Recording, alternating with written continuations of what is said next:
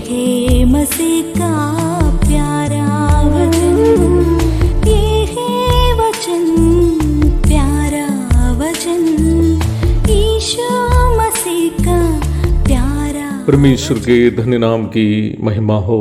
प्रभात मनन के सत्र 1765 में आप सभी का बहुत ही विनम्रता के साथ स्वागत करता हूँ। आइए आज के मनन के लिए हम पढ़ते हैं इब्रानी अध्याय 1 पद 9। तूने धर्म से प्रेम और अधर्म से वैर रखा, इस कारण परमेश्वर ने तेरे साथियों से बढ़कर हर्ष रूपी तेल से तेरा अभिषेक किया। हम ये बात कल भी देखे थे कि 8वीं एवं 9वीं पदों में जो बातें बताई गई हैं वे भजन 45 के 6 एवं 7 आयतों के उदाहरण हैं। प्रभु यीशु मसीह जो ईश्वरीयता में पुत्र हैं, उनकी ईश्वरीयता के गुणों को यहूदी मूल से आए हुए विश्वासियों को समझाने के लिए पुराने नियम से लेखक पदों का उदाहरण कर रहा है। धर्म से प्रेम करना और अधर्म से वैर रखना परमेश्वर के नैतिक स्वभाव में से एक है। धर्म अथवा राइचसनेस शब्द परमेश्वर के नैतिक स्वभावों की परिपूर्णता को दर्शाने के लिए बाइबल में इस्तेमाल किया गया एक शब्द है। ये बड़ी दुखजनक बात है कि वर्तमान समय में लोग इसी शब्द को सही तरीके से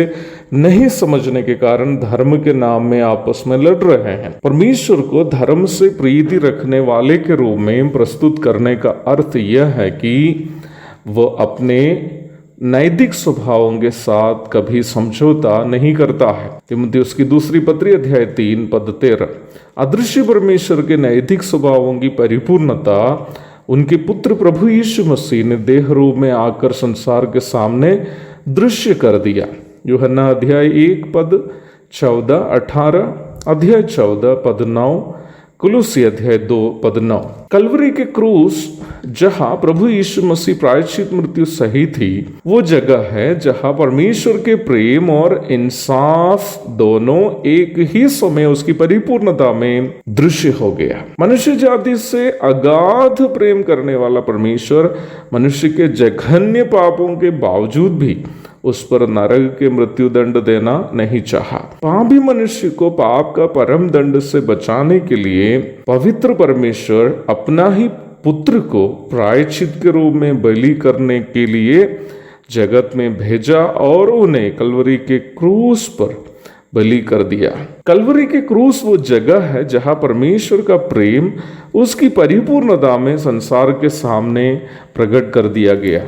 मनुष्यों के हाथों में अवर्णनीय रूप में पीड़ित होते समय भी परमेश्वर का पुत्र इस प्रकार प्रार्थना करता है, हे पिता, इन्हें क्षमा कर, क्योंकि ये नहीं जानते कि वे क्या कर रहे हैं। गतसमने की बगीचे से लेकर कलवरी के क्रूस तक प्रभु यीशु मसीह पर उंडेला गया ईश्वरीय प्रकोप अगर हम मनन करें तो हम ये अवश्य समझ पाएंगे कि परमेश्वर जो अधर्म से वैर करता है, नरक पहुंचने वाला प्रत्येक मनुष्य के साथ कैसा व्यवहार करता, क्योंकि नरक पहुंचने वाला प्रत्येक मनुष्य के साथ अधर्म से नफरत करने वाला परमेश्वर कैसा व्यवहार करता, वो हम कलवरी के क्रूस पर यीशु मसीह के साथ परमेश्वर के व्यवहार से समझ सकते हैं। परमेश्वर पाप को बिना दंड दिए छोड़ नहीं सकता,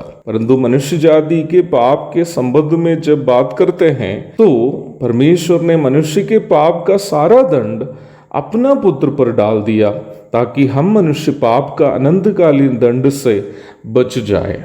पुराना एवं नया नियमों में बहुत से ऐसे भक्त हैं, संत हैं जो परमेश्वर के किसी न किसी नैतिक गुण को अपने जीवन के द्वारा प्रदर्शित किया है, इसलिए ही हम उन्हें भक्त या संत बुलाते हैं।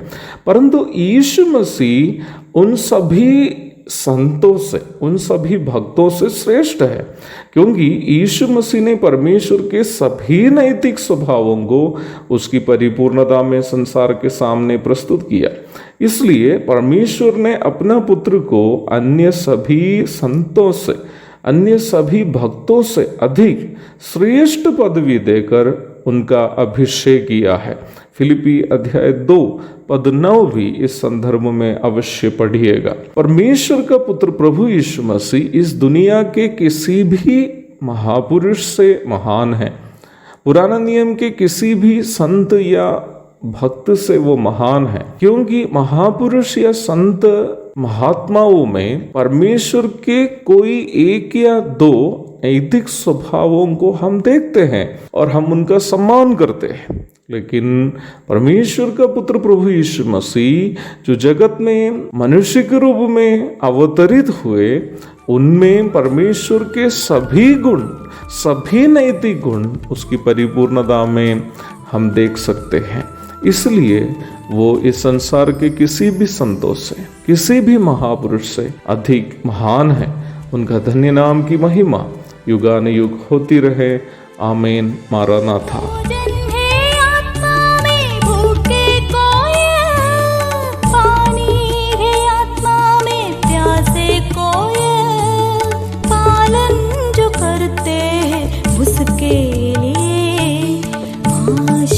पाने का साधन है।